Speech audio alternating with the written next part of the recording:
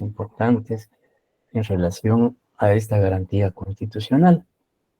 Sin embargo, pues dentro de la doctrina encontramos una gama de definiciones, de interpretaciones, de conceptos en relación al derecho de defensa. Y por ello es que pues hemos citado prácticamente dos de ellas con el propósito de ilustrarnos y tener ya una idea. Elvis Arnulfo dice que es un derecho imprescriptible de todo orden jurídico. Bien, en efecto, se dice que el derecho de defensa es un derecho fundamental que asiste al imputado, por medio del cual hace valer de manera efectiva sus derechos e intereses dentro del proceso penal, en condiciones de igualdad y libertad frente a los demás sujetos procesales. Si analizamos de manera aislada la primera definición, cuando se afirma que es un derecho fundamental, porque es un derecho, es una garantía reconocida, regulada, tutelada, protegida en la Constitución Política de la República de Guatemala. Y ese derecho fundamental, pues, es delegado, es atribuido al imputado o a la persona que está siendo sometida a un proceso penal. Y la finalidad de esa garantía constitucional que ha sido otorgada al sindicado, pues implica que él pueda defenderse, que él pueda ejercer sus derechos ante la imputación de un hecho delictivo que le está formulando el Ministerio Público. Y obviamente esa defensa se circunscribe al ámbito penal o dentro del proceso penal. Y también se dice que en igualdad de condiciones y libertad frente a los demás sujetos procesales. Es decir, que debe existir una equidad procesal, una igualdad procesal entre los protagonistas que intervienen en ese proceso penal. Es decir, que no se le puede dar mayores, digamos, prerrogativas o privilegios al Ministerio Público por ser una institución del Estado que tiene bajo su responsabilidad la investigación y la persecución penal, ¿verdad? Sino que el procesado o imputado dentro de ese proceso penal, de conformidad con el artículo 4 de la Constitución, tiene los mismos derechos y la misma libertad para, digamos, actuar dentro del proceso penal. Y la segunda definición establece que es una garantía constitucional que faculta al sindicado el ejercicio de sus derechos contra la pretensión punitiva que el Estado realiza en su contra dentro del proceso penal. Es decir, que en otros términos, el derecho de defensa conlleva, digamos, el pronunciamiento, la actuación procesal del imputado por sí mismo o a través de su abogado defensor para, digamos, exigir no solo el respeto de sus derechos y garantías que la Constitución y las leyes del país le confieren, sino también para proponer, para ofrecer, diligenciar, etcétera, etcétera. Y por supuesto, esa defensa gira en torno a la, como se dice en la definición, a la pretensión punitiva del Estado. Si el Estado le imputa un hecho delictivo al sindicado, pues él tendrá que defenderse de ese hecho delictivo, haciendo valer pues las garantías que la Constitución y el Código Procesal Penal le conceden para así que ejercer una defensa efectiva, una defensa que implique la no vulneración o arbitrariedad de sus derechos. Y la regulación legal del derecho de defensa lo encontramos en el artículo 12 de la Constitución, que en reiteradas oportunidades hemos analizado, y el artículo 20 y 92 al 106 del Código Procesal Penal. Y también el artículo 8 de la Convención Americana sobre Derechos Humanos hace referencia al derecho de defensa del sindicado en un proceso penal. Entonces, ya establecido lo que es el fundamento legal del derecho de defensa y las definiciones que podemos tener del derecho de defensa, pues continuamos. Si no hay ninguna duda, pues continuamos con el tema. ¿Alguna duda hasta el momento?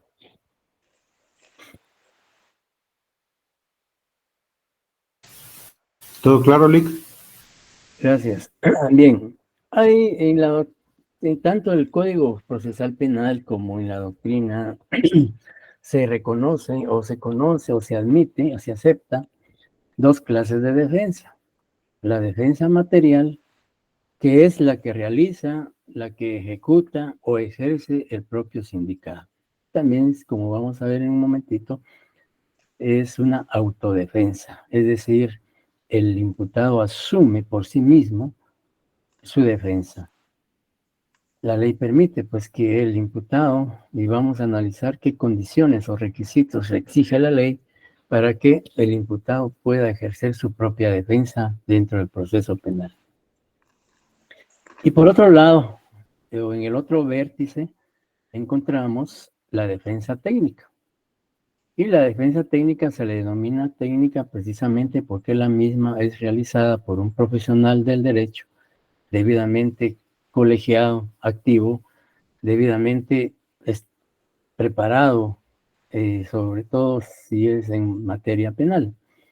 Entonces, la defensa técnica pues es la que realiza, es la que ejecuta un profesional del derecho, un abogado. Antes de seguir, pues veamos por favor el artículo 92 y tal vez Elvis Arnulfo nos apoya dándole lectura al artículo 92.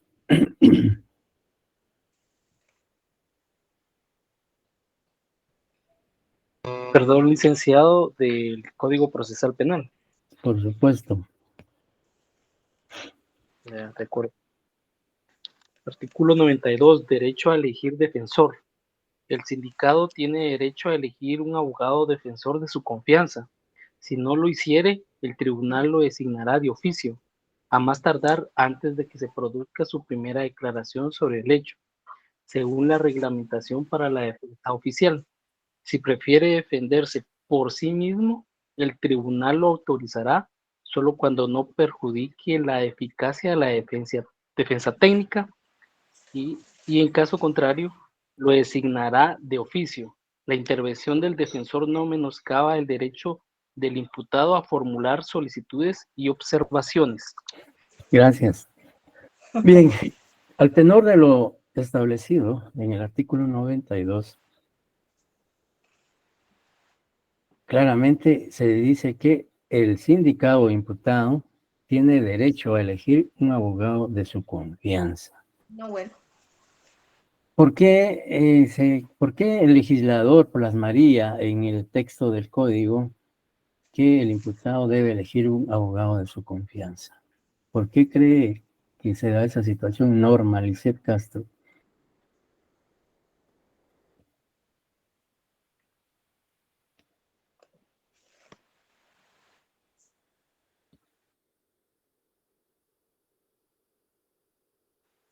Perdón, Lick, no escuché su pregunta.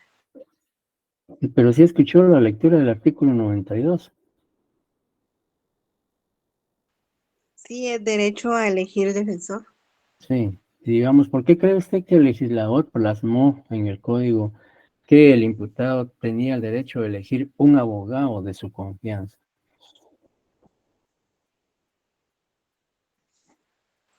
Para cumplir con nuestro derecho de defensa, para estar certeros de que él nos va a defender. Uh-huh. Henry Vinicio, ¿qué piensa? Buenas tardes, licenciado. Buenas tardes.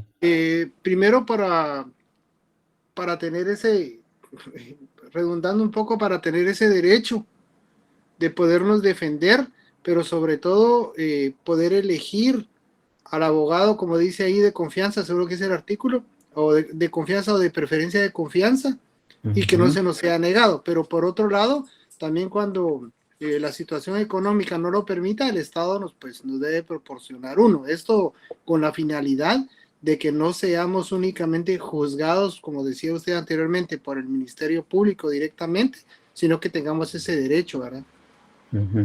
Gracias. Karen Maca ha levantado la mano. Sí, licenciado, buenas tardes. Buenas Yo tardes. considero de que este artículo implícitamente pues nos da a entender de que nosotros debemos sentirnos pues plenamente confiados, ¿verdad? De que todo lo que nosotros le digamos a nuestro abogado defensor, pues este abogado defensor pueda tener esa perspicacia de poder como trasladarlo de una manera correcta, ¿verdad? Porque realmente pues la persona sindicada muchas veces pues no tiene el tecnicismo necesario para poder exponerlo ante el juez y también para poder pues interpretar la ley y aplicar los artículos que le convengan al caso en específico. Entonces considero que este artículo de poder elegir a nuestro defensor tiene que ver con eso, de podernos sentir confiados y por supuesto para ejercer nuestro derecho de defensa, y considero también de que es importante crear un vínculo de empatía y de confianza con la persona que nos está defendiendo porque prácticamente nos está representando ante el juez. Obviamente, pues la persona sindicada también tiene la facultad y el derecho de poder declarar, pero considero que la persona que interpreta la ley para la persona sindicada, pues es el abogado defensor. Y creo que por eso es la importancia de poder elegir un abogado de confianza. Muchas gracias, Karen. Gabriel Martínez también. Buenas tardes, Elic. Buenas Yo tardes. creo que el abogado dice que juega un papel como un sacerdote, en donde uno tiene que guardar como el secreto, y cuando uno está siendo sindicado de la comisión de un delito, debe de decirle a su abogado toda la verdad, para que el abogado en base a eso pueda, digamos, establecer una buena defensa hacia uno, o uno como abogado debe darle la confianza al sindicado, que le diga la verdad, y en base a eso pues uno poder ejercer una buena defensa, ¿verdad? Esa es mi interpretación, ¿no? Cuando le dicen a uno un abogado de su confianza es porque uno pues el abogado, uno como abogado tiene que guardar digamos, el secreto de lo que se le está, de lo que el sindicado le va a confesar, ¿verdad? Eso es lo que yo interpreto. Gracias. Gracias. Hugo Alfredo Benítez Ruano dice que es para tener confianza con el abogado, para comentarle los asuntos personales sin el riesgo de traición. Sí, en efecto, la mayoría de ustedes pues aportó, digamos, aspectos fundamentales. Y en efecto, pues, cuando la ley dice que elegir un abogado de su confianza, es porque el imputado, aparte de que, digamos, pone en manos de un abogado su vida, su libertad, su patrimonio y derechos e intereses, pues, como decía Karen, la certeza que él debe tener en que sus derechos y sus intereses van a ser defendidos de manera eficiente, de manera de conformidad con la ética profesional, asumiendo el abogado defensor con responsabilidad, con profesionalismo, el ejercicio de esa defensa. Y que él se sienta seguro de que está protegido por su abogado defensor. Pero si, como decía también Gabriel, si no tiene recursos económicos para, digamos, sufragar los honorarios del abogado privado, pues la ley, garantizando la inviolabilidad de ese derecho de defensa, creó el Instituto de Defensa Público Penal, que, digamos, el Estado asume esa responsabilidad a través de la Instituto de Defensa Público Penal, asignándole un defensor de oficio. En el sistema anterior, antes digamos, antes del año 1994, cuando cobró vigencia el nuevo o el Código Procesal Penal, si un imputado no tenía recursos económicos para contratar los servicios profesionales de un abogado privado, pues en aquella época, como parte de la práctica antes de graduarse, los estudiantes teníamos que llevar casos penales, teníamos que defender a los sindicados y prácticamente teníamos que, por decir comúnmente, solventar 6 casos penales. Entonces, como parte de la práctica penal, teníamos que, digamos, defender digamos, a los detenidos o acusados con el auxilio de los abogados del bufete popular. Y era realmente una experiencia formidable, porque, digamos, desde estudiantes empezábamos a ejercer el derecho de defensa de los sindicados. Y por supuesto, complicada, implicaba nerviosismo, temor, inseguridad, pero sobre todo cuando le asignaban el primer proceso penal a uno. Pero ya con el segundo y tercero, pues uno ya adquiría cierta experiencia, cierto valor, cierta seguridad, y esto lo obligaba a uno a estudiar y prepararse porque uno tenía que defender. Y era escrito, por supuesto, el proceso penal era escrito. Uno pues tenía que elaborar todos los escritos, recursos, etc. O sea, prácticamente realizar la defensa asesorada por un abogado del bufete popular.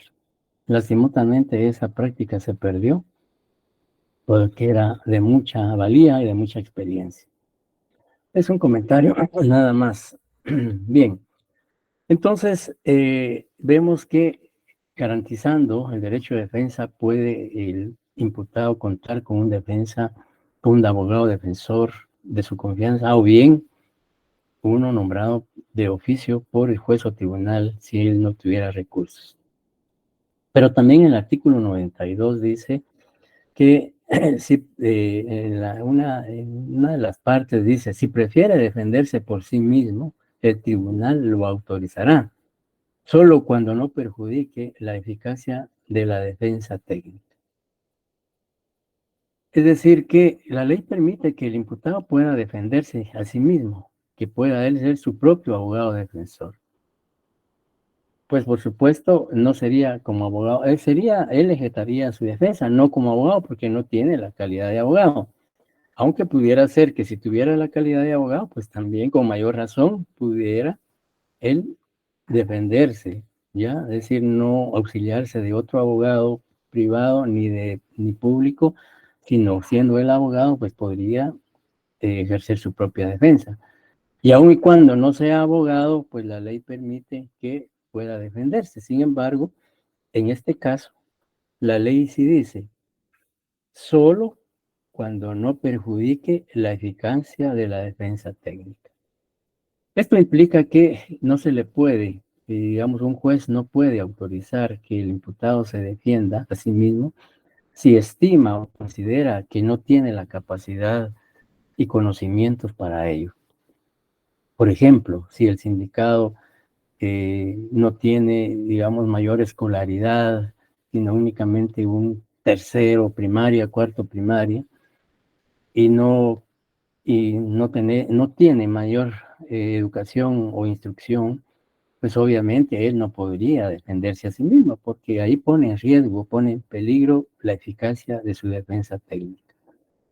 Entonces, para que un juez pueda autorizar que una persona se defienda o ejerza la autodefensa, pues tiene que cerciorarse y establecer que tiene la capacidad, aun y cuando no sea un profesional de derecho. Por ejemplo, sea un estudiante de derecho que ya cerró pensum y que ya prácticamente aprobó los cursos de Derecho Penal 1, 2 y 3 y Procesal Penal 1 y 2, y que ya prácticamente está próxima a graduarse con pensum cerrado y posiblemente o ya con los dos privados o exámenes técnicos aprobados, pues el juez considera, bueno, digamos, ya prácticamente va a ser un futuro profesional. Entonces, en estos casos, pues el juez podría en un momento dado autorizar que el imputado pueda ejercer su propia defensa. Entonces, la defensa material la ejerce el propio sindicado y la técnica el abogado defensor.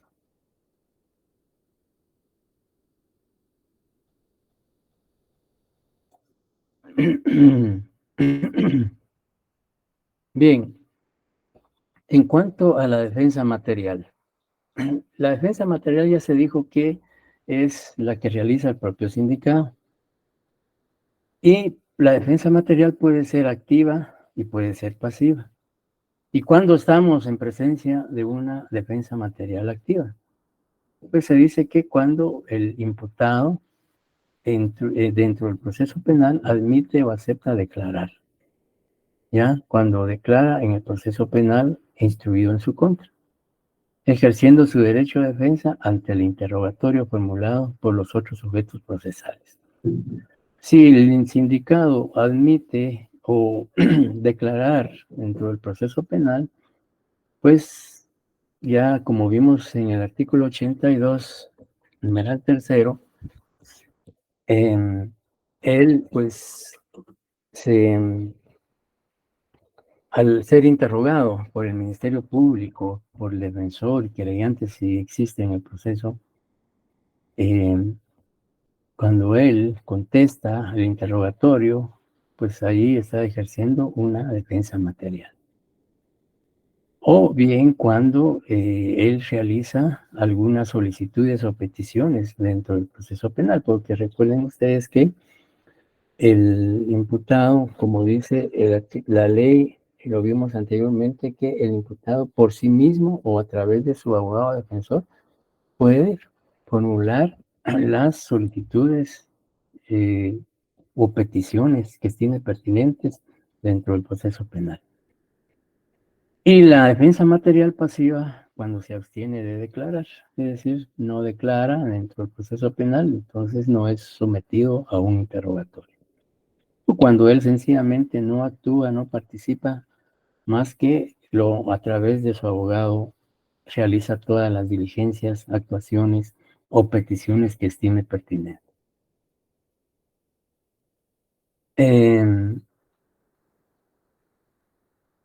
La defensa técnica. Digamos, la defensa técnica, por eso se le denomina técnica, porque la misma es realizada por un profesional del derecho. Y es la que realiza el abogado defensor, designado por el sindicado o nombrado de oficio por el juez o tribunal.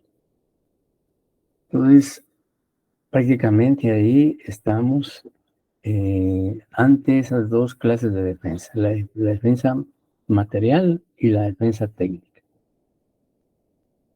Si veamos el artículo 93 del Código Procesal Penal.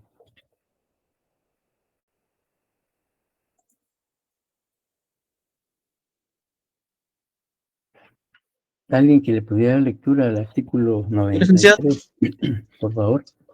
Artículo 93. Aptitud. Solamente los abogados colegiados activos podrán ser defensores. Los jueces no permitirán que a través del mandato se contravenga esta disposición. Muchas gracias. Bien, es decir, no basta, no es suficiente ser abogado incluso abogado penalista para ser defensor, sino que el artículo 93 exige que para ser abogado defensor, dice, solamente los abogados colegiados activos pueden ser defensores.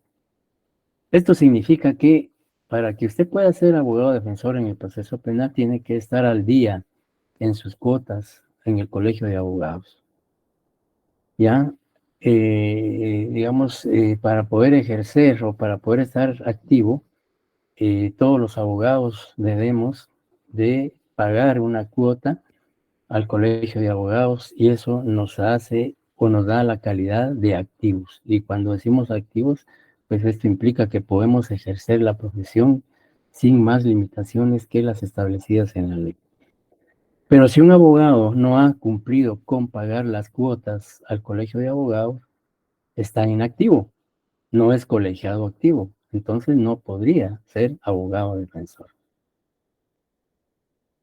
Este artículo 93 tiene una relación con el artículo 106 del Código Procesal Penal y el 196 de la Ley del Organismo Judicial.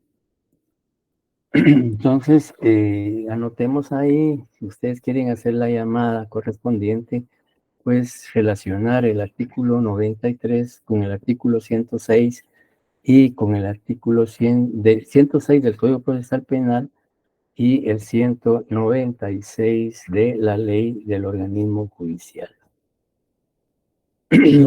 Si alguien tiene a la mano, espero que así sea, la Ley del Organismo Judicial, que le pudiera dar lectura al artículo 196.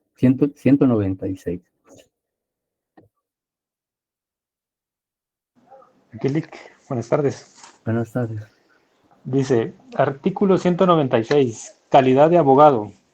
Para ejercer la profesión de abogado se requiere el título correspondiente, ser colegiado activo, estar inscrito en el registro de abogados que se lleva en la Corte Suprema de Justicia, estar en el goce de derechos ciudadanos y no tener vigente ninguna clase de suspensión. Ninguna autoridad judicial, administrativa o de otra índole puede limitar el ejercicio de la profesión de abogado, salvo que esté fundada en ley. Muchas gracias. Pues ahí también claramente el artículo referido indica que debe ser colegiado activo, entre otros requisitos. Bien, entonces luego pues se habla también en el artículo 94 de la legitimación. Y dice el artículo 94 que para el ejercicio de su función los defensores serán admitidos de inmediato y sin ningún trámite por la policía, el Ministerio Público o por el tribunal competente según el caso. Desde el momento en que el sindicado propone verbalmente o por escrito ante la policía, el Ministerio Público o juez o tribunal a un profesional del derecho como su abogado defensor, pues a partir de ese momento debe ser el tener acceso al expediente, a la carpeta ministerial o a la carpeta judicial. Incluso en el momento en que es aprendido, pues puede asistirse de un abogado que lo acompañe a la policía a efecto de determinar que no haya vulneración de sus derechos o abuso o vejámenes, etcétera, etcétera. Bien. Luego encontramos también haciendo la referencia a lo que es el abogado defensor. Y pues en este caso se habla de qué es el abogado defensor. Pues ahí en la presentación establecemos una definición de lo que es el abogado defensor. Dice profesional del derecho que técnica y jurídicamente defiende, asesora y orienta al imputado dentro del proceso penal. La función del abogado defensor, pues, tiene que ser, como les decía anteriormente, con responsabilidad, con eficiencia, apegado a la ley, al código de ética profesional, tratando de, ahí sí que luchar por defender los derechos e intereses de su patrocinado, de su defendido. ¿Y de qué manera? Pues lo va a hacer de manera jurídica, de manera técnica. De manera técnica porque se ha preparado, ha estudiado o se ha especializado. Hoy en día, pues ya la mayoría de abogados tienen especialidades. Pues puede ser laboralista, penalista, civilista, etcétera, etcétera. Entonces, lo que implica, pues, que debe tener la capacidad, la eficiencia necesaria para desarrollar la función de defensor de manera que garantice efectivamente los derechos e intereses de su patrocinado. Y en cuanto al abogado defensor, también se reconocen dos clases de abogados defensores. El defensor público, profesional que pertenece al Servicio Público de Defensa Penal y es nombrado por juez o tribunal porque el sindicato no nombró abogado de su confianza. Es público porque el Estado es quien paga los honorarios de este profesional del derecho. Y pues además de que paga los honorarios el Estado, pues el Estado a través del Instituto de Defensa Público Penal capacita a los profesionales del derecho, a los defensores públicos, que por cierto hay muy buenos. Entonces, eso pues definitivamente es una función del Estado. Ahí sí que garantizando la no vulneración del derecho de defensa. Y el abogado privado, pues es el profesional de confianza nombrado por el sindicato, quien paga los servicios profesionales del mismo. Entonces ahí vemos pues que existe una diferencia entre ambos profesionales. ¿Cuál será las diferencias que ustedes aprecian en estos dos profesionales?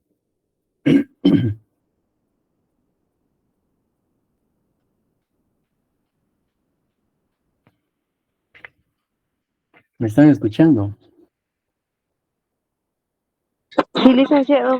Sí, licenciado. A ver, Melissa, ¿qué diferencia hay entonces entre el abogado defensor público y el abogado defensor privado?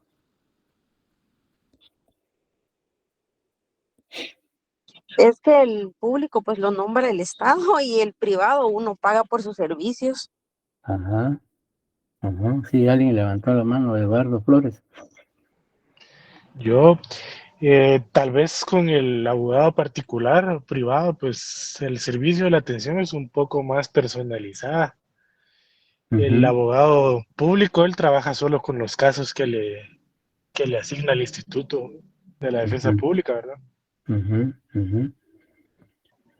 Sí, en efecto, pero además de que cada uno, digamos, el público, pues el Estado es quien cubre los honorarios y en el privado, pues el sindicato. ¿Qué otra diferencia habrá?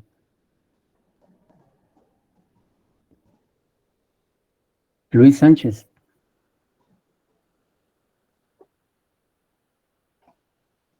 Telma Gamarro, diga. Podría ser que el abogado defensor público no tenga tanto tiempo como para dedicarle al caso de la persona, ¿verdad? Que está defendiendo, porque realmente le asignan muchos casos, demasiados para una persona. Entonces, es mejor tal vez el privado si tiene más tiempo para desarrollar una buena defensa. Sí, miren, y yo creo que otra diferencia es que el defensor público, pues lo nombra de oficio un juez o tribunal, ¿ya? En tanto que, digamos, el privado, pues lo nombra el propio sindicato. Y en efecto, pues, digamos, los defensores públicos, pues, cantidad de casos los que tienen asignados. Y realmente es un trabajo heroico que realizan. Al igual que fiscales, pues, muchos fiscales, cantidad de casos que tienen, y también es un trabajo heroico que realizan. Y que eso de una u otra manera muchas veces no les permite quizá dedicarles 100% a los casos porque tienen que atender diferentes casos. Ya, digamos, en algunas ocasiones, muchas veces a un fiscal, por ejemplo, a veces ha ocurrido, no sé si ahora, pero antes ocurría de que a un fiscal, pues, horas antes, igual que a un defensor, puede darse el caso, que horas antes de una audiencia les dicen, mire, vaya a cubrir esta audiencia, porque el fiscal o el defensor asignado no puede, porque tiene otra audiencia que atender. Y ni modo, pues hay que ir, ¿va? Y ahí hay que tratar la manera de ver cómo hacer un buen trabajo. Bien, ¿alguien levantó la mano? Yolic, Sí, por favor. yo quería agregar, es que yo trabajo en un juzgado de instancia Ajá. y les quería contar a razón de anécdota lo que usted comenta, Instancia de que penal. sí, correcto, en sexto Ajá. de instancia penal. Cómo no.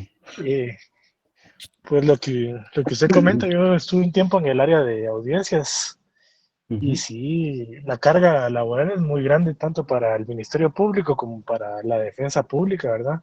Y también para los Y sí, jueces.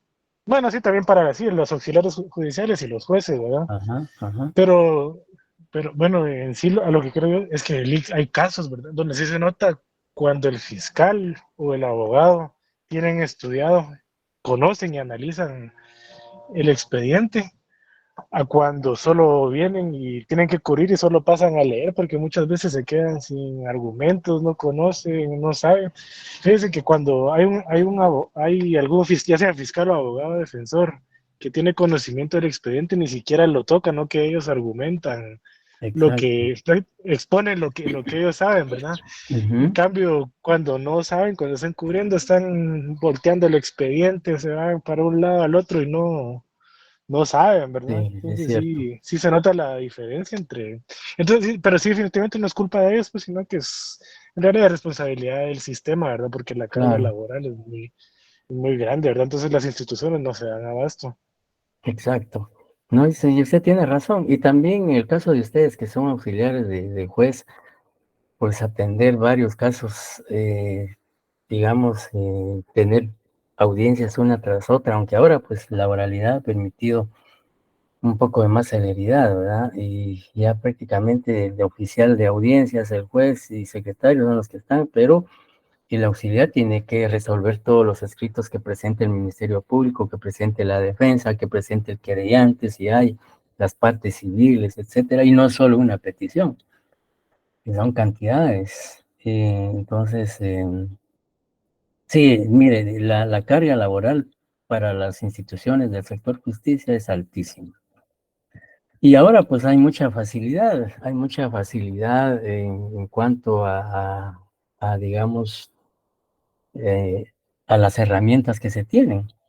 Digamos, la computadora, la tecnología, ha por lo menos permitido eficientar de alguna manera el trabajo.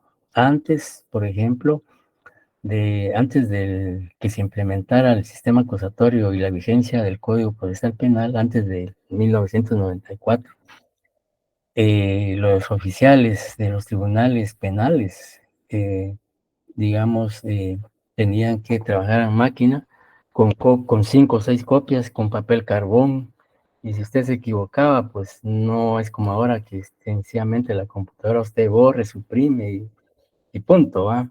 O graba, etcétera. Si se echaba a perder un acta, una diligencia, pues había que testar, si era bien complicado. Y ahora pues también, no obstante que la tecnología ayuda, la carga de trabajo es fuerte. Bien, y es importante pues compartir estas experiencias porque de una u otra manera el sistema ha cambiado, pero también es aun y cuando hay muchas actuaciones, la mayor parte de diligencias son orales, siempre tienen algún grado de dificultad. Bien, Manuel levantó la mano, no sé. Sí, Manuel Chile. buenas tardes, licenciado. Solo como forma de anécdota también. Yo trabajo en el Ministerio Público Ajá. y hace unas semanas acaban de hacer una reestructuración interna en la fiscalía en la que yo trabajo. Ajá. Y algunos auxiliares fiscales les tocó recibir, ya de por sí tenían 600 expedientes a su cargo, los cuales no se daban abasto de eso. y recibieron otros 600, me dicen 1200 expedientes. ¿A qué horas van a leer y analizar y trabajar, hacerle avances a esos expedientes? Pues Sí. les sale de la mano. Hace unos días, una auxiliar fiscal le dijeron de un día para otro que tenía que cubrir una audiencia, y pues la pobre pasó, dice que toda la noche leyendo el expediente porque sí era algo grande, para lograr pues medio hacer algo en la audiencia. No, y eso es cierto, y eso es de antes y de ahora y seguirá así, de que tanto a defensores públicos como a fiscales, auxiliares fiscales o agentes fiscales, lo que decía Manuel, horas antes dicen a uno, mire, por favor vaya a cubrir esta audiencia, cuando es una audiencia que no ofrece mayor dificultad. Pero también ocurre de que le dicen, mire, el fiscal a cargo de este caso tiene otras diligencias que atender y mañana tiene debate o juicio oral y por favor vaya usted a cubrir el debate. Entonces tiene que, como decía Manuel, la noche leer, estudiar, y etcétera, etcétera. Ya, entonces eso es muy recurrente. Bien, entonces continuamos entonces con lo relativo. Ya vimos la aptitud para ser colegiado en el artículo 93, la legitimación en el artículo 94, y pues también en el artículo 95, si alguien le pudiera dar lectura del artículo 95. ¿Se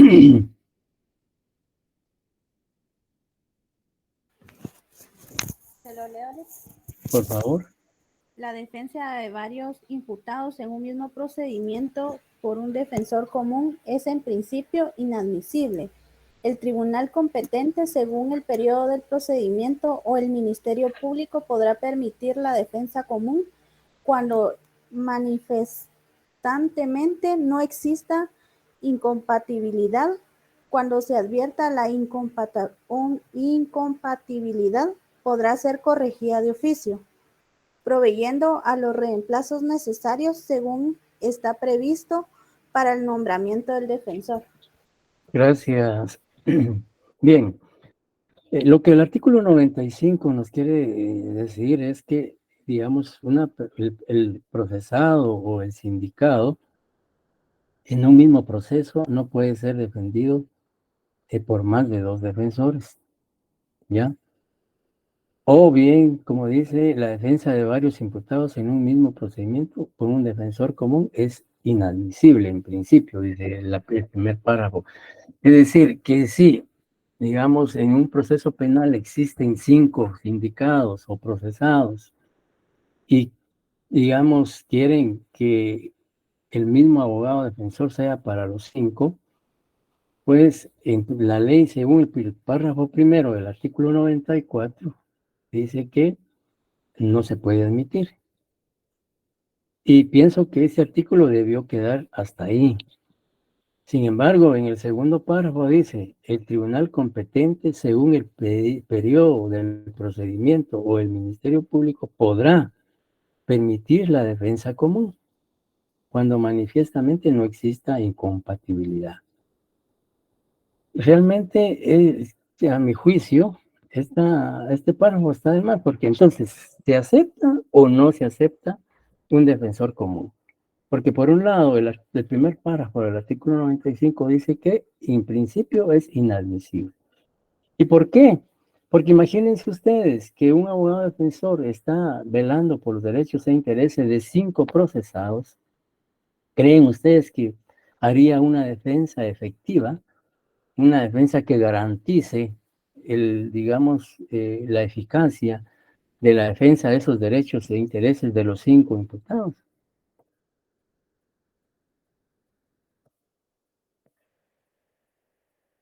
Escucho opiniones.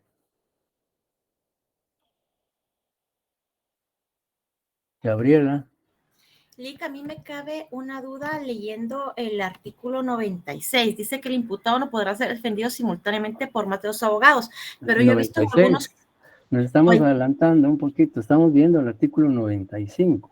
Ay, es que a mí me cabe una duda, porque yo he visto, por ejemplo, en casos de alto impacto que llegan con más de un abogado. Sí, Por sí, ejemplo, es que la ley sí permite que el imputado pueda ser defendido por dos, pero no más de dos en una misma diligencia, en una misma audiencia. ¿Ya? En efecto, usted tiene razón, en un juicio muchas veces un imputado llega con dos defensores y que la ley sí permite, como adelantándonos un poquito, lo que usted dice en el artículo 96, dice el imputado no podrá ser defendido simultáneamente por más de dos abogados durante los debates o en un mismo acto. Puede tener 5 o 6 abogados, pero en una diligencia, en una audiencia, en un debate, no pueden estar los 5, sino la ley permite que estén 2, ¿ya? De acuerdo al artículo 96. Él puede tener los abogados que quiera, porque la ley no establece limitación en cuanto a si él tiene recursos, puede contratar una corporación de abogados y que 5 o 6 actúen en forma indistinta o separada en sus, como su defensa, pero lo que la ley prohíbe es que en un mismo acto no pueden actuar más de 2 abogados. Dice el imputado no podrá ser defendido simultáneamente por más de 2 abogados durante los debates o en un mismo acto. Por ejemplo, usted tiene 5 abogados y en su primera declaración no pueden estar los 5, únicamente 2. ¿Ya? Y viendo el artículo 96 dice, cuando intervengan 2 defensores o más, la notificación practicada a uno de ellos bastará respecto de ambos, y la sustitución del uno por el otro no alterará los trámites ni los plazos. Ambos, no obstante, conservarán sus facultades autónomas, salvo cuando la ley expresamente imponga una división de funciones, no más de 2 defensores. Entonces decía, en un mismo acto, pero generalmente, pues, generalmente en la práctica, en la realidad, ustedes han visto debates o audiencias, hay muchas veces el imputado comparece con 2 abogados que pueden alternarse en la intervención en esa audiencia, pero no puede contar con más de 2 en una audiencia o en un debate. No sé si queda claro eso. Sí, licenciado. Y cuando son, por ejemplo, 5 imputados, en este caso sí se permitiría, por ejemplo, que se llevan a los 5 a escuchar a hacer la declaración de primera audiencia y podrían estar los 5 abogados, uno representando a cada uno, uno representando a 2 entonces. Ah, sí, sí, ahí sí, porque digamos, si son 5 imputados, cada quien tendrá su abogado. Y ya, entonces, en una diligencia o audiencia, pues estarán presentes tanto los sindicatos como su abogado defensor. Incluso ahí, pues, si uno de los imputados o varios o todos tienen 2, pues tendrán que estar presentes los 2 abogados, o uno solo, si no pudiera estar por otra razón, el otro, ¿verdad? Pero si los 2 abogados defensores que tiene un procesado no tienen ningún inconveniente en estar en esa audiencia, pues pueden estar, no hay problema. Lo que no permite la ley es que haya más de 2 en esa audiencia. Más de 2 del mismo sindicado, ¿va? Pero en el ejemplo que usted plantea son 5 sindicados, pues cada uno con su abogado defensor o con sus abogados defensores, los 2, ¿verdad? Gracias, licenciado. Bien, entonces, habíamos hablado ya de lo que es el artículo 95, la defensa en común, y decíamos que hay incompatibilidad. Por ejemplo, un juez podría en un momento dado, y la ley así lo dice, cuando dice manifiesta así, y dice el segundo párrafo del artículo 95, dice, el tribunal competente según el periodo del procedimiento o el Ministerio Público podrá permitir la defensa común cuando manifiestamente no exista incompatibilidad. O sea, por un lado, la ley dice que en principio es inadmisible, pero posteriormente sí puede haber defensa común siempre y cuando no exista incompatibilidad. Y generalmente va a haber incompatibilidad siempre. ¿Por qué? Porque les decía yo que si un abogado defensor asume la defensa de 5 procesados, obviamente no va a poder hacer una eficaz defensa, porque tendrá que atender a los 5 simultáneamente. Entonces, y en este caso, pues, no sé si José Eduardo Flores nos puede apoyar en ese sentido, si en su tribunal o en el juzgado donde él labora se han dado circunstancias de esta naturaleza. Sí, Lick, se dan muchas cosas. Lo que usted mencionaba, ¿verdad? Que los abogados actúan conjunta, separada, indistintamente, ¿verdad? Ajá. Le quiero contar algo de otro tribunal en el que no estaba yo, pero que sí es mediático, entonces tal vez a todos se les va a ser conocido, pero el señor Manuel Valdizón, Ajá. en el caso de Transurbano, que se lleva en el Ajá. juzgado segundo de primera instancia, de hecho, el abogado de él atiende creo que a 6 o 7 sindicados del mismo proceso, y como en ese proceso pues son varias personas, ¿verdad? Porque era prácticamente todo el gabinete del gobierno de Álvaro Colón. Y en la primera declaración el año pasado, cuando él recién regresaba de cumplir se deportaba de su condena en Estados Unidos, cuando se llevó la primera declaración, lo primerito lo que hizo énfasis el Ministerio Público fue en el tema de la defensa del señor Valdizón, ¿verdad? Y mencionaba el artículo que usted menciona, ¿verdad? Hacía referencia de que el abogado, o sea, de que se vulneraban los intereses, ya que, mira, pues a lo que ellos apelaban era que el abogado, por defender al señor Manuel Valdizón, podía afectar los intereses de sus otros defendidos. Exacto. Entonces ahí es donde choca, ¿verdad?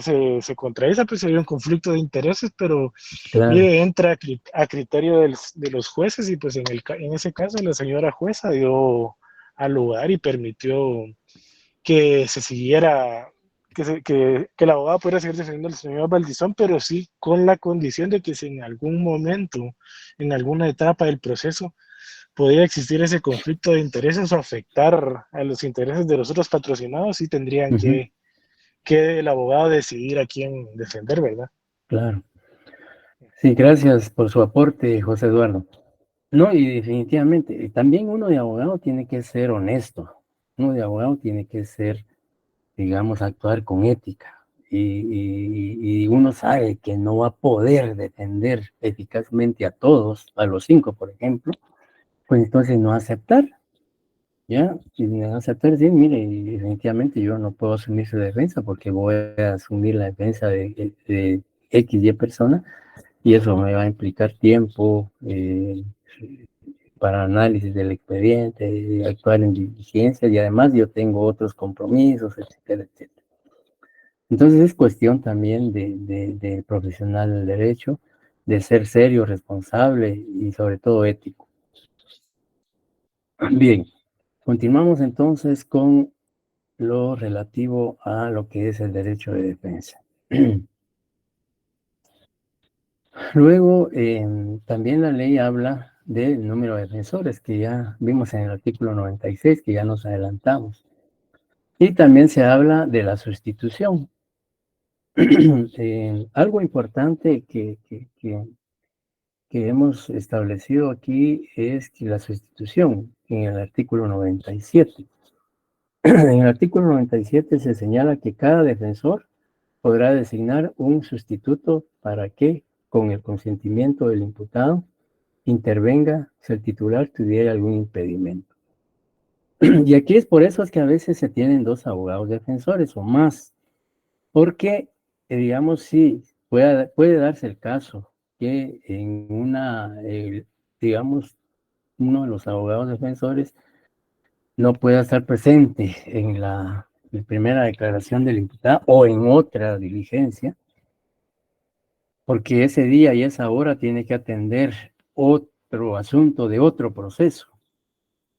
Entonces, puede nombrar a un sustituto para que lo represente en esa audiencia o en esa diligencia, a efecto de no dejar al imputado sin defensa o sin su derecho de defensa.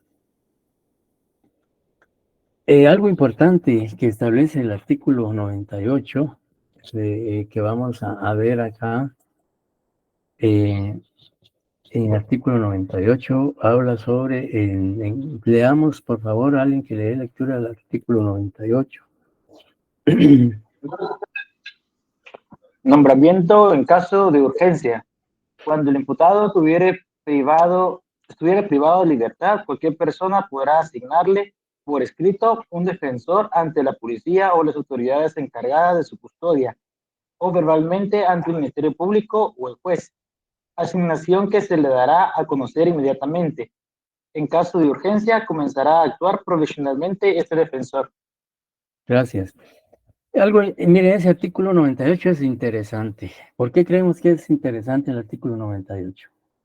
A Mario Gerardo, usted que le dio lectura, ¿qué le llama la atención a usted de ese artículo?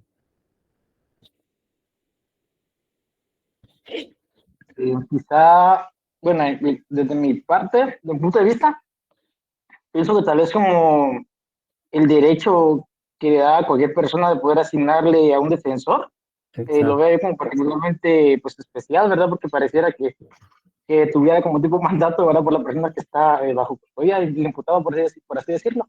Ajá, ajá. Sí, en efecto, esa es, digamos, una de las situaciones, podríamos decir, relevantes de ese artículo. Sandra González. ¿Ha levantado la mano o se quedó con la mano levantada? Sí, buenas noches, disculpe, con una, ahí sí que también una vivencia, yo trabajo para el sistema penitenciario. Ajá. Y sí, relativamente hay una carga muy grande de expedientes para beneficio de reducción de penas. Ajá. Y este artículo beneficia bastante al privado porque la mayoría de abogados defensores de la defensa pública penal, valga la redundancia, ellos no pueden hacer la visita carcelaria para que el privado firme el oficio o donde los nombra. Entonces, no sé si en estos casos se puede, pero yo me he dado cuenta que algunos familiares son los que solicitan el abogado, ¿verdad? De la defensa para poder llevar el beneficio, y la mayoría, pues también se van a abogados privados porque cuesta mucho que salga el beneficio con la defensa pública penal, ¿verdad? Claro, claro.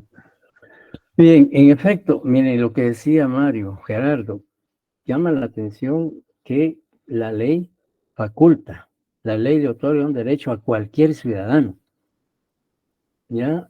O cualquier persona para asignarle por escrito un defensor a un sindicado. Pero, ¿qué requisitos? O sea, no es, digamos, simplemente que se le otorga a un ciudadano nombrar un abogado defensor cuando esta es una función de un juez o tribunal, etcétera. Digamos, pero el mismo artículo establece ahí en qué condiciones o bajo qué circunstancias es que se da esta situación. Dice, cuando el imputado estuviera privado de libertad. Si está privado de libertad, cualquier ciudadano puede nombrarle un abogado defensor por escrito.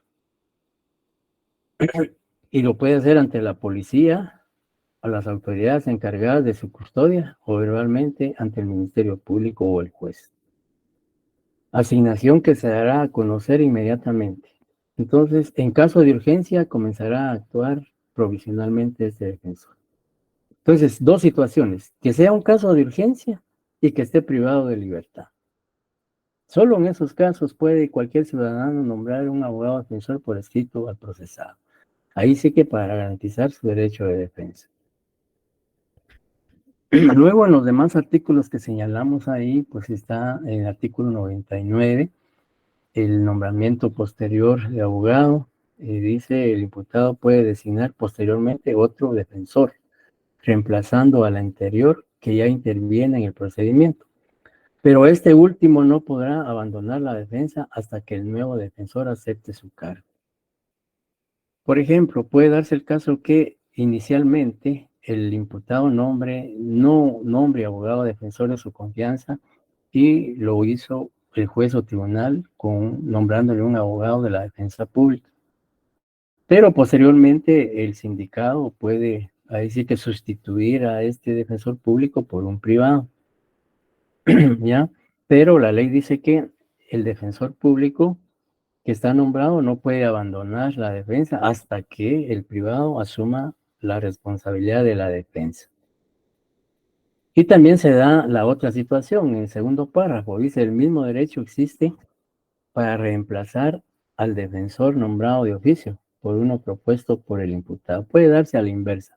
Puede darse el caso de que inicialmente el procesado nombró un abogado a su confianza, pero por diferentes razones, porque ya no tenga la capacidad económica para seguir cubriendo los honorarios del abogado, o no, inicialmente le pudo tener confianza, pero después ya no, entonces puede sustituirlo por uno de oficio. El artículo 101 se refiere a las facultades que tiene tanto el abogado defensor como el imputado, y dice tanto el imputado como su defensor pueden indistintamente pedir, proponer o intervenir en el proceso sin limitación en la forma que la ley señala. El imputado tiene derecho, por ejemplo, a presentar alguna petición al Ministerio Público o al juez que está controlando la investigación del Ministerio Público. Cualquier petición, si él quiere hacerla. Si no, pues a través de su abogado defensor, pero la ley le permite que él pueda hacerlo personalmente. El artículo 102 habla sobre la renuncia del abogado defensor. Y pues es una facultad que la ley le otorga al defensor. Dice, podrá renunciar al ejercicio de la defensa técnica, en cuyo caso el Ministerio Público o el tribunal competente fijará un plazo para que el imputado pueda reemplazarlo, vencido el cual será sustituido por un defensor nombrado de oficio por el tribunal. Acá, algo importante del 102 es que en la última parte dice, el renunciante no podrá abandonar la defensa hasta que intervenga su sustituto. Y aquí también hay una prohibición. No se podrá renunciar durante el debate o las audiencias. Digamos, imaginémonos que el imputado está ahí sí que prestando su primera declaración ante el juez. En esa audiencia está siendo representado por un abogado de oficio o privado, pues en esa audiencia el defensor no puede renunciar porque dejaría sin defensa al imputado, ¿ya? Aun y cuando pues podría darse el caso de que el juez suspenda la audiencia, la reprograme, etcétera, pero la ley es clara, dice no se podrá. Y al decir no se podrá, es imperativa la norma. En cuanto al abandono, que hay renuncia y hay abandono. Y digamos, si el defensor del imputado sin causa justificada abandona la defensa o la deja sin asistencia técnica, sin perjuicio de las responsabilidades en que ello incurra, intervendrá el sustituto. Ante la imposibilidad de éste, se procederá a su reemplazo inmediato por un defensor nombrado de oficio, etcétera, etcétera. Si un abogado defensor abandona la defensa, ¿cometerá algún delito? Pregunto. José Eduardo. No, Lic, pero en este caso los señores jueces certifican al colegio de abogados, al Ministerio Público y al colegio de abogados y notarios, al Tribunal de Honor, correcto, para que se haga la sanción interna respectiva. Ajá. Ya. ¿Y qué piensan los demás? ¿Habrá delito o no habrá delito si un abogado defensor abandona la defensa, valga la redundancia, de su defendido o su patrocinado?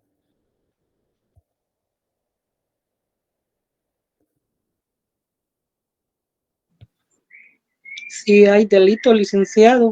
Por eso es? dice que no pueden abandonar el caso. ¿Qué delito será?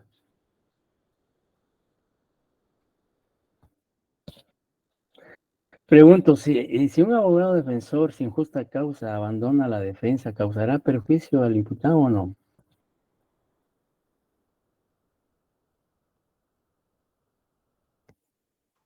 Sí, le causa perjuicio, licenciado, porque lo deja sin defensa. Ajá. Ya.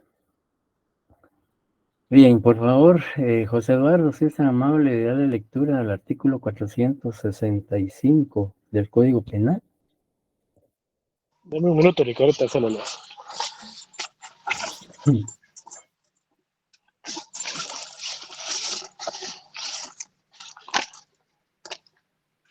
465. Código Penal. Código Penal. Ajá.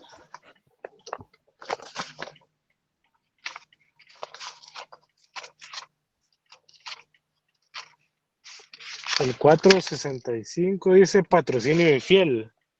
El abogado o mandatario judicial que de cualquier modo perjudicare deliberadamente los intereses que le estuvieren confiados será sancionado siempre que el hecho no constituyere un delito más grave, con prisión de 1 a 3 años e inhabilitación especial por el doble del tiempo de la condena. Gracias. ¿Qué piensan? ¿Habrá delito o no? ¿O el abandono o la defensa? Sí, hay delito, Rick. ¿Y cuál es ese delito? El del patrocinio infiel. Ajá, muy bien.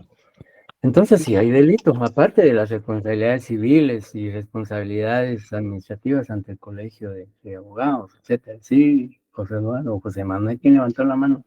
Yo, José Eduardo, no, es que ¿Sí? yo al saber esto, Rick, nunca había caído en el artículo, por eso yo no quise venir a responderle, porque yo en el caso, en mi experiencia, lo que yo he visto es que por lo regular certifican al CAN, Ajá, ¿verdad? Pero nunca exacto, había sí. visto que Sí, hubiera un digamos, delito penal, pues sí. ajá, el juez certifica lo conducente al Ministerio Público para que investigue. Entonces ya puede ser que el juez indique, porque como el juez es el que tipifica el delito, pues puede ser que el juez certifique lo conducente al Ministerio Público de una vez indicando por qué delito, o sencillamente certifica lo conducente para que el Ministerio Público investigue y deduzca qué delito o qué tipo penal se le puede imputar al abogado que abandonó la defensa.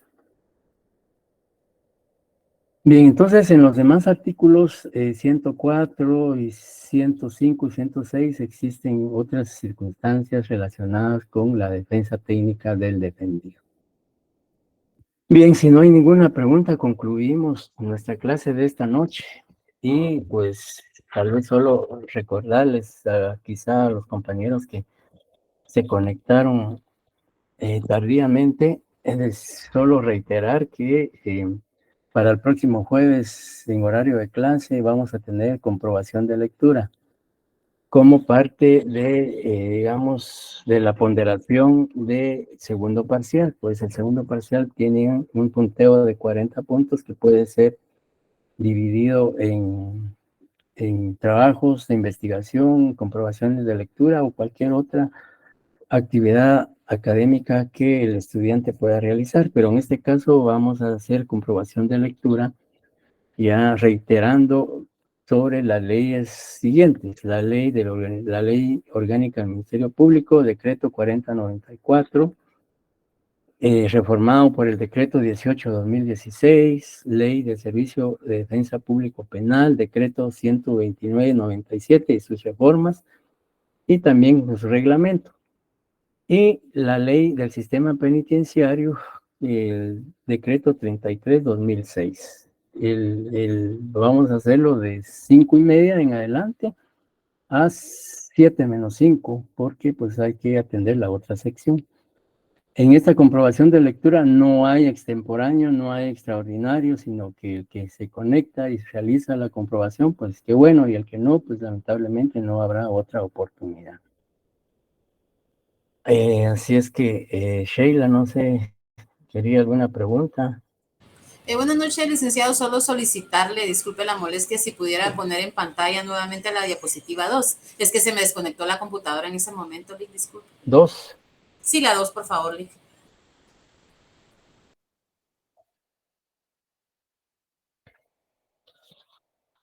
Ahí está, no sé si la aprecia. Ya aparece. Sí, Lick, muchas gracias. Ya la copié. Gracias, Lick. Bien, compañeros, entonces nos vemos el martes y el próximo jueves, reitero, la comprobación de lectura. Les deseo una feliz noche, buen descanso y buen fin de semana. Gracias, licenciado. Gracias, Lick. Feliz noche. Feliz noche. Buenas noches. Con las diapositivas, es que son bastantes y las quiero empezar a leer ya. Por favor, licenciado. Vamos a ver si las mandamos. Lo que pasa es que ya muchas personas yo creo que están grabando las clases. creo. Entonces, vamos a Sí, ver. pero yo no, si licenciado. Como yo en mi teléfono es donde recibo la clase, pues entonces no puedo hacer lo que hacen los demás de tomar captura. Gracias, Bueno, ahí licenciado. vamos a considerarla y la vamos a mandar. Buenas noches, Gracias, licenciado. licenciado. Disculpe. Buenas noches. Buenas ¿Sí? noches. Buenas Disculpe, noches. ¿será que lo puedo molestar que si me puede enseñar la diapositiva número 9? Disculpe. Ahorita, pero. Gracias, licenciado. Feliz noche. Bueno, feliz noche. Feliz noche, Gary Mato. licenciado. Bien, que tengan feliz noche y buen descanso.